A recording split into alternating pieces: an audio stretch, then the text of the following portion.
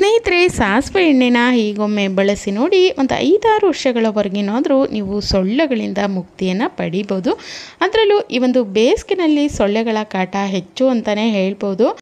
ಸಂಜೆ ಸಮಯದಲ್ಲಿ ಒಂದು 6ರಿಂದ 7 ಗಂಟೆ ಸಮಯದಲ್ಲಿ ಸ್ವಲ್ಪ ನಾವೆಲ್ಲರೂ ಡೋರು ಅಥವಾ ವಿಂಡೋ ಓಪನ್ ಇತ್ತು ಅಂದರೆ ಸೊಳ್ಳೆಗಳು ಮನೆ ತುಂಬ ನುಗ್ಗಿಬಿಡತ್ತೆ ಅಂತಲೇ ಹೇಳ್ಬೋದು. ಇದನ್ನು ಓಡಿಸೋದಕ್ಕೆ ತುಂಬಾ ಸರ್ಕಸ್ ಮಾಡ್ತಾ ಇರ್ತೀವಿ. ತುಂಬ ಜನ ಇದನ್ನು ಓಡಿಸ್ಲಿಕ್ಕೆ ಅಂದರೆ ಸೊಳ್ಳೆಗಳನ್ನು ಓಡಿಸೋದಕ್ಕೆ ಮಸ್ಕಿಟೋ ಕಾಯಿಲ್ಗಳನ್ನು ರೀಫಿಲ್ಗಳನ್ನು ಬಳಸ್ತಾ ಇರ್ತಾರೆ. ಆದರೆ ಇದರಿಂದ ಉಸಿರಾಟದ ತೊಂದರೆ ಹೆಚ್ಚು ಅಂತಲೇ ಹೇಳ್ಬೋದು. ಆದರೆ ಇವತ್ತಿನ ಈ ಒಂದು ವಿಡಿಯೋದಲ್ಲಿ ತುಂಬ ಸುಲಭವಾಗಿ ಮಾಡ್ಕೊಳ್ಳುವಂಥ ಒಂದು ದೇಸಿ ಉಪಾಯ ಅಂತಲೇ ಹೇಳ್ಬೋದು. ಇದನ್ನು ನಾವು ಮನೆಯಲ್ಲಿ ಈ ರೀತಿಯಾಗಿ ಬಳಸ್ತಾ ಬರೋದ್ರಿಂದ ಒಂದೇ ಒಂದು ಸೊಳ್ಳೆ ಮನೆಯಲ್ಲಿ ಉಳಿಯೋಲ್ಲ. ಅಥವಾ ಮನೆಯಲ್ಲಿ ಏನಾದರೂ ಸೊಳ್ಳೆಗಳು ಹೆಚ್ಚಾಗಿ ಮನೆ ಒಳಗಡೆ ಇದೆ ಅಂತಂದರೆ ಅದು ಎಲ್ಲನೂ ಅಲ್ಲೇ ಒಂದು ಸ್ಮೆಲ್ಲಿಗೆ ಅಲ್ಲೇ ಸತ್ತು ಹೋಗುತ್ತೆ ಅಂತಲೇ ಹೇಳ್ಬೋದು. ಜೊತೆಗೆ ಹೊರಗಡೆಯಿಂದ ಹೊಸದಾಗಿ ಯಾವುದೇ ಒಂದು ಸೊಳ್ಳೆ ಮನೆ ಒಳಗಡೆ ಬರೋದಿಲ್ಲ.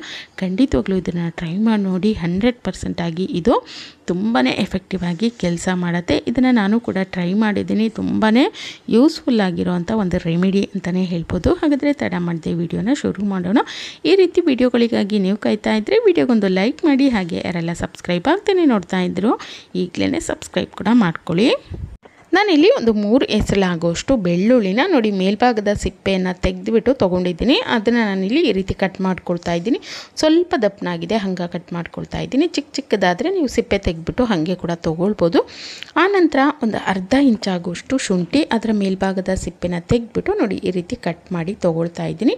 ನೀವು ದಪ್ಪನಾಗಿ ಕಟ್ ಮಾಡಿ ಅದನ್ನು ಕೂಡ ಇಲ್ಲಿ ಬಳಸ್ಕೊಳ್ಬೋದು. ಮತ್ತು ಇದನ್ನು ಕ್ರಷ್ ಮಾಡ್ಕೊಳ್ತೀವಿ, ಹಾಗಾಗಿ ಇದನ್ನು ಇಡಿಯ ಕೂಡ ನೀವು ಬಳಸ್ಕೊಳ್ಬೋದು. ಅದನ್ನು ಸೈಡಿಗೆ ಇಟ್ಬಿಟ್ಟು ಈ ಕಡೆ ಒಂದು ಕುಟಾಣಿಗೆ ಒಂದು 3 ಕರ್ಪೂರಗಳನ್ನು ನಾನಿಲ್ಲಿ ಹಾಕ್ಕೊಳ್ತಾ ಇದ್ದೀನಿ. ನೋಡಿ ಈ ರೀತಿ ಸ್ವಲ್ಪ ಅದನ್ನು ಪೌಡರ್ ಮಾಡ್ಕೊಳ್ಬೇಕು. ಕರ್ಪೂರ ಏನು ತೊಗೊಂಡಿದೆ ಅದನ್ನು ಜಜ್ಜಿಬಿಟ್ಟು ಈ ರೀತಿ ಪೌಡರ್ ಮಾಡಿ ತೊಗೊಳ್ಬೇಕು. ತುಂಬ ಒಂದು ಗಾಢ ಸ್ಮೆಲ್ ಇರುತ್ತೆ ಕರ್ಪೂರದ್ದು. ಖಂಡಿತ ಈ ಒಂದು ಟಿಪ್ಸನ್ನು ನೀವು ಕೂಡ ಮನೆಯಲ್ಲಿ ಮಾಡಿ 100% ಆಗಿ ಒಂದೇ ಒಂದು ಸೊಳ್ಳೆ ನಿಮ್ಮ ಮನೆ ಹತ್ರ ಕೂಡ ಬರೋದಿಲ್ಲ. ಅಷ್ಟು ಒಂದು ಒಳ್ಳೆಯ ರಿಸಲ್ಟನ್ನು ನೀಡುತ್ತೆ. ನೋಡಿ ಕರ್ಪೂರ ಏನು ಪೌಡರ್ ಮಾಡ್ಕೊಂಡಿದ್ದೆ ಅದನ್ನು ಒಂದು ಒಗ್ಗರಣೆ ಬೌಲಿಗೆ ನಾನು ಇಲ್ಲಿ ಹಾಕ್ಕೊಂಡಿದ್ದೀನಿ. ಆನಂತರ ನಾನು ತೊಗೊಂಡಿರೋವಂಥ ಶುಂಠಿ ಮತ್ತು ಬೆಳ್ಳುಳ್ಳಿ ಅದನ್ನು ಕೂಡ ನೋಡಿ ಈ ರೀತಿ ಜಜ್ಜಿ ಅದರ ರಸ ಎಲ್ಲ ನೀಟಾಗಿ ನೋಡಿ ಈ ರೀತಿ ಬಿಡಬೇಕು, ಅಲ್ಲಿವರೆಗೂ ಜಜ್ಜಿಬಿಟ್ಟು ಅದನ್ನು ಸಹ ಆ ಒಂದು ಬೌಲಿಗೆ ನಾನಿಲ್ಲಿ ಹಾಕ್ಕೊಳ್ತಾ ಇದ್ದೀನಿ. ಕರ್ಪೂರ, ಶುಂಠಿ, ಬೆಳ್ಳುಳ್ಳಿಯನ್ನು ಹಾಕ್ಕೊಂಡಿದ್ದೀನಿ. ಆನಂತರ ನೋಡಿ ಒಣಗಿರೋವಂಥ ಹಸಿಯಾಗಿದ್ದರೆ ಅದನ್ನು ಕೂಡ ನೀವಿಲ್ಲಿ ತೊಗೊಳ್ಬೋದು. ನಾನಿಲ್ಲಿ ಒಣಗಿಸಿಟ್ಕೊಂಡಿರುವಂಥ ಎಲೆಗಳಿತ್ತು, ಬೇವಿನ ಎಲೆಗಳು. ಇದು ಬೇವಿನ ಎಲೆಗಳನ್ನು ತೊಗೊಳ್ಬೇಕು. ಹಸಿಯಾಗಿರೋವಂಥದ್ದಿದ್ದರೆ ಖಂಡಿತ ತೊಗೊಳ್ಳಿ, ಇಲ್ಲ ಅಂದರೆ ಈ ರೀತಿ ಒಣಗಿಸಿರೋವಂಥದ್ದಿದ್ದರೆ ತೊಗೊಳ್ಳಿ. ಇಲ್ಲ ಪೌಡರ್ ಸಿಗುತ್ತೆ ನಿಮಗೆ ಬೇವಿನ ಪೌಡ್ರು, ಅದನ್ನು ತೊಗೊಳ್ಬೋದು. ಅಥವಾ ಬೇವಿನ ಎಣ್ಣೆ ಕೂಡ ಸಿಗುತ್ತೆ, ಅದನ್ನಾದರೂ ನೀವಿಲ್ಲಿ ಬಳಸ್ಕೊಳ್ಬೋದು.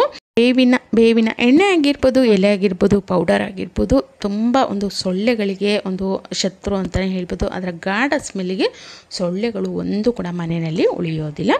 ಆನಂತರ ಇದರೊಟ್ಟಿಗೆ ನಾನಿಲ್ಲಿ ಸಾಸಿವೆ ಎಣ್ಣೆನ ಹಾಕ್ಕೊಳ್ತಾ ಇದ್ದೀನಿ. ಒಂದು ಅರ್ಧ ಬೌಲ್ ಆಗೋಷ್ಟು ಸಾಸಿವೆ ಎಣ್ಣೆ, ಒಂದು 2 ಚಿಟಿಕೆ ಆಗೋಷ್ಟು ಅರಿಶಿನ ಕೂಡ ಅಷ್ಟೇ ಎಣ್ಣೆಯಲ್ಲಿ ಚೆನ್ನಾಗಿ ಅದು ಬಿಸಿ ಆಗ್ತಾ ಹೋಯಿತು ಅಂದರೆ ಒಳ್ಳೆ ಒಂದು ಗಾಢ ಸ್ಮೆಲ್ಲನ್ನು ಕೊಡುತ್ತೆ. ಅದರಿಂದನೂ ಕೂಡ ಸೊಳ್ಳೆಗಳು ಆಚೆ ಹೋಗಲಿಕ್ಕೆ ಹೆಲ್ಪ್ ಆಗುತ್ತೆ. ನೋಡಿ ಇದಷ್ಟು ಪದಾರ್ಥಗಳನ್ನು ಕಾಯಿಸ್ಕೊಳ್ಬೇಕು ಅಂದರೆ ಎಣ್ಣೆಯಲ್ಲಿ ಇದನ್ನು ಒಂದು 5-6 ನಿಮಿಷಗಳವರೆಗೆ ಇದೇ ರೀತಿಯಾಗಿ ಕಾಯಿಸ್ಕೊಂಡ್ರೆ ಇದರಲ್ಲಿ ಇರುವಂತಹ ಎಲ್ಲ ಅಂಶ ಎಣ್ಣೆಯಲ್ಲಿ ಬಿಟ್ಕೊಳ್ಳುತ್ತೆ. ನೋಡಿ ಚೆನ್ನಾಗಿ ನಾನು ಕುದಿಸ್ಕೊಂಡಿದ್ದೀನಿ. ಇದರ ಬಣ್ಣ ಕೂಡ ಚೇಂಜ್ ಆಗಿದೆ. ಜೊತೆಗೆ ನಾವೇನು ಪದಾರ್ಥಗಳು ಹಾಕಿದ್ವಿ ಅದರ ಒಂದು ಸ್ಮೆಲ್ ಆಗಿರಲಿ, ಅದರ ಒಂದು ಅಂಶ ಎಣ್ಣೆಯಲ್ಲಿ ಬಿಟ್ಕೊಂಡಿರತ್ತೆ. ಒಳ್ಳೆ ಸ್ಮೆಲ್ಲು ನೀವು ಕಾಯಿಸ್ತಿದ್ದಂಗೆ ನಿಮಗೇ ತಿಳಿಯುತ್ತೆ. ಅಷ್ಟು ಒಂದು ಗಾಢವಾದಂಥ ವಾಸನೆ ಇದರಿಂದ ಬರಲಿಕ್ಕೆ ಶುರುವಾಗುತ್ತೆ.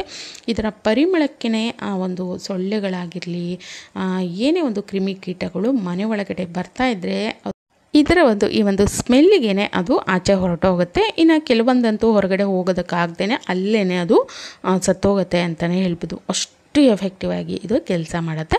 ನೋಡಿ ಇದು ಚೆನ್ನಾಗಿ ಕಾಯಿಸ್ಕೊಂಡಿದ್ದಾದಮೇಲೆ ಸ್ವಲ್ಪ ತಣ್ಣಗಾದಮೇಲೆ ನಾನಿಲ್ಲಿ ಶೋಧಿಸ್ಕೊಳ್ತಾ ಇದ್ದೀನಿ. ನೋಡಿ ತುಂಬ ಕಡಿಮೆ ಖರ್ಚಿನಲ್ಲಿ ಮನೆಯಲ್ಲಿ ಸಿಗೋವಂಥ ಪದಾರ್ಥಗಳಿಂದನೇ ಒಂದು ಸೊಳ್ಳೆಗಳಿಗೆ ಇದರ ಸ್ಮೆಲ್ ಅಂದ್ರೇ ಆಗೋದಿಲ್ಲ. ಖಂಡಿತ ಈ ರೀತಿ ಒಮ್ಮೆ ಮಾಡಿ ನೋಡಿ, 100% ಆಗಿ ಇದು ವರ್ಕ್ ಆಗುತ್ತೆ. ಈ ಒಂದು ಎಣ್ಣೆಯನ್ನು ನಾವು ರೆಡಿ ಮಾಡ್ಕೊಂಡಿದ್ದಾಗಿದೆ. ಇನ್ನು ಇದನ್ನು ಬಳಸ್ಕೊಳ್ಳೋದು ಯಾವ ರೀತಿ ಅಂತಂದರೆ ಈ ರೀತಿ ದೀಪಗಳಂತೂ ಇದ್ದೇ ಇರುತ್ತೆ. ಒಂದು 2-3 ದೀಪ ಅಥವಾ 3-4 ದೀಪಗಳಿಗೆ ಈ ರೀತಿ ಎಣ್ಣೆನ ಹಾಕಿಟ್ಕೊಂಬಿಡಿ. ಇದಕ್ಕೆ ಒಂದು ಬತ್ತಿನ ಹಾಕ್ಕೊಬೇಕು. ಬತ್ತಿ ಹಾಕಿಬಿಟ್ಟು ಇದನ್ನು ಸಂಜೆ ಸಮಯದಲ್ಲಿ ಹಚ್ಚಬೇಕು. ಒಂದು 6 ಗಂಟೆಯಿಂದ 7 ಗಂಟೆ ಒಳಗಡೆ ಈ ಒಂದು ದೀಪವನ್ನು ಹಚ್ಚಿ ಮನೆ ಒಳಗಡೆ ಇಟ್ಕೊಳ್ಬೇಕು. ನೀವು ಬಾಗಿಲು ಹತ್ತಿರ ಇಡ್ತೀವಿ ಅಂದರೆ ಅಲ್ಲಿ ಇಡ್ಬೋದು, ಅಡುಗೆ ಮನೆಯಲ್ಲಿ ಇಟ್ಕೊಳ್ಬೋದು, ಕಿಟಕಿ ಪಕ್ಕದಲ್ಲಿ ಇಟ್ಕೊಳ್ಬೋದು. ನಿಮಗೆ ಅನಿಸುತ್ತೆ ಹೊರಗಡೆಯಿಂದ ಈ ಒಂದು ಸೊಳ್ಳೆಗಳಿಗೆ ಇಲ್ಲಿಂದ ಬರುತ್ತೆ ಅಂತೇಳಿ ಅಂಥ ಒಂದು ಕಡೆ ಈ ಒಂದು ದೀಪಗಳನ್ನು ಬೆಳಗೋದ್ರಿಂದ ಆ ಒಂದು ಗಾಢ ವಾಸನೆಗೆ ಈ ಒಂದು ಸೊಳ್ಳೆಗಳು, ಕ್ರಿಮಿಕೀಟಗಳು ಒಂದು ಕೂಡ ಒಳಗಡೆ ಉಳಿಯೋದಿಲ್ಲ, ಒಳಗಡೆ ಬರೋದಿಲ್ಲ. ಆ ಸ್ಮೆಲ್ಲಿಗೆ ಅವು ಆಚೆ ಹೊರಟೋಗುತ್ತೆ. ಇದನ್ನು ಹಚ್ಚುತ್ತಿದ್ದಂಗೆ ನಿಮಗೇ ಆ ಒಂದು ಸ್ಮೆಲ್ಲು ವಿಪರೀತವಾಗಿ ಹೆಚ್ಚಾಗಲಿಕ್ಕೆ ಶುರುವಾಗುತ್ತೆ. ಖಂಡಿತ ಇದನ್ನು ಮಾಡಿ ನೋಡಿ. ಇನ್ನು ಸಂಜೆ ಸಮಯದಲ್ಲಿ ಈ ರೀತಿ ಒಂದು ದೀಪನಾದರೂ ನೀವು ಮನೆ ಒಳಗಡೆ ಹಚ್ಚಿಟ್ಕೊಳ್ಬೇಕು. ಅದರಲ್ಲೂ ಈ ಒಂದು ನಾವು ಏನು ವಿಂಡೋ ಇರುತ್ತೆ ಅಲ್ಲಿ ಓಪನ್ ಮಾಡ್ತೀವಿ ಅಂದರೆ ಅಲ್ಲಿ ಇಟ್ಕೊಳ್ಬೋದು, ಅಥವಾ ಮೇನ್ ಡೋರ್ ಏನಿರುತ್ತೆ ಓಡಾಡುವಂಥ ಜಾಗ ಅಲ್ಲಿ ಕೂಡ ನೀವು ಇದನ್ನು ಇಡ್ಬೋದು. ನಿಮಗೆ ಅನಿಸುತ್ತೆ ಎಲ್ಲಿ ಹೆಚ್ಚು ಸೊಳ್ಳೆಗಳು ಹೆಚ್ಚಿದೆ ಅಂಥೇಳಿ ಅಲ್ಲಿ ಈ ಒಂದು ದೀಪವನ್ನು ಈ ರೀತಿ ಇಟ್ಕೊಳ್ಳೋದ್ರಿಂದ ಒಂದೇ ಒಂದು ಸೊಳ್ಳೆ ಕೂಡ ಉಳಿಯೋದಿಲ್ಲ. ಇದ್ರೂ ಕೂಡ ಅದು ಹೊರಗಡೆ ಹೋಗುತ್ತೆ, ಇಲ್ಲಾಂದರೆ ಉಸಿರು ಕಟ್ಟಿ ಅದೇನೇ ಅಲ್ಲೇ ಹೋಗಿಬಿಡತ್ತೆ ಅಂತಲೇ ಹೇಳ್ಬೋದು. ಅಷ್ಟು ಪವರ್ಫುಲ್ಲಾಗಿ ಈ ಒಂದು ದೀಪ ಕೆಲಸ ಮಾಡುತ್ತೆ.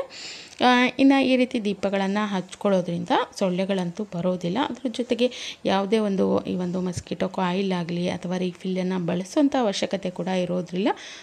ಖಂಡಿತ ಇದನ್ನು ನೀವು ಕೂಡ ಟ್ರೈ ಮಾಡಿ ನೋಡಿ. ತುಂಬ ಎಫೆಕ್ಟಿವ್ ಆಗಿ ಇದು ಕೆಲಸ ಮಾಡುತ್ತೆ. ಇನ್ನು ಹೆಚ್ಚು ಸೊಳ್ಳೆಗಳು ಮನೆ ಒಳಗಡೆ ಇದೆ ಅಂದರೆ ಅಷ್ಟು ಕೂಡ ಅಲ್ಲೇ ಆ ದೀಪದ ಹತ್ರನೇ ಈ ರೀತಿ ಎಲ್ಲನೂ ಪಟಪಟ ಅಂತೇಳಿ ಕೆಳಗಡೆ ಬಿದ್ದೋಗುತ್ತೆ ಅಂತಲೇ ಹೇಳ್ಬೋದು. ಇರೋ ಅಂಥದ್ದು ಹೊರಗಡೆ ಓಪನ್ ಇತ್ತು ಅಂದರೆ ಹೊರಗಡೆ ಕೂಡ ಹೊರಟೋಗುತ್ತೆ. ಇನ್ನು ಒಂದೇ ಒಂದು ಸೊಳ್ಳೆ ಕೂಡ ಮನೆ ಒಳಗಡೆ ಬರೋದಿಲ್ಲ. ಟ್ರೈ ಮಾಡಿ ನೋಡಿ, ಸೂಪರಾಗಿ ವರ್ಕ್ ಆಗುತ್ತೆ ಈ ಒಂದು ಸಾಸಿವೆ ದೀಪ. ಇನ್ನು ನಾವಿಲ್ಲಿ ಸಾಸಿವೆ ಎಣ್ಣೆ ಬಳಸಿದ್ವಿ, ಅದು ಗಾಢ ವಾಸನೆಯನ್ನು ಒಳಗೊಂಡಿರುತ್ತೆ. ಈ ಸೊಳ್ಳೆಗಳಿಗೆ ಅದು ಇಷ್ಟನೇ ಆಗೋದಿಲ್ಲ ಅಂತಲೇ ಹೇಳ್ಬೋದು. ಇನ್ನು ಬೆಳ್ಳುಳ್ಳಿ ಆಗಿರ್ಬೋದು, ಕರ್ಪೂರದ ವಾಸನೆ ಆಗಿರ್ಬೋದು, ಶುಂಠಿ ಆಗಿರ್ಬೋದು, ಜೊತೆಗೆ ಬೇವಿನ ಎಲೆಗಳನ್ನು ಕೂಡ ಬಳಸಿದ್ದೀವಿ. ಇದರ ಎಲ್ಲದರ ಒಂದು ಗಾಢ ವಾಸನೆಗೆ ಒಂದೇ ಒಂದು ಸೊಳ್ಳೆ ಕೂಡ ಉಳಿಯೋದಿಲ್ಲ, ಹೊರಗಡೆ ಹೊರಟೋಗುತ್ತೆ. ಹೆಚ್ಚಾಗಿ ಒಳಗಡೆ ಇತ್ತು ಅಂದರೆ ಅಲ್ಲೇ ಅದು ಸತ್ತೋಗುತ್ತೆ ಅಂತಲೇ ಹೇಳ್ಬೋದು. ಖಂಡಿತ ಮಾಡಿ ನೋಡಿ, ತುಂಬ ಪವರ್ಫುಲ್ಲಾಗಿ ಇದು ಕೆಲಸ ಮಾಡುತ್ತೆ. ಈ ಒಂದು ಟ್ರಿಕ್ಸು ನಿಮಗೆಲ್ಲ ಇಷ್ಟ ಆಗಿತ್ತು ಅಂದರೆ ಲೈಕ್ ಮಾಡಿ, ಶೇರ್ ಮಾಡಿ, ಹಾಗೆ ಸಬ್ಸ್ಕ್ರೈಬ್ ಕೂಡ ಮಾಡ್ಕೊಳ್ಳಿ. Thank you.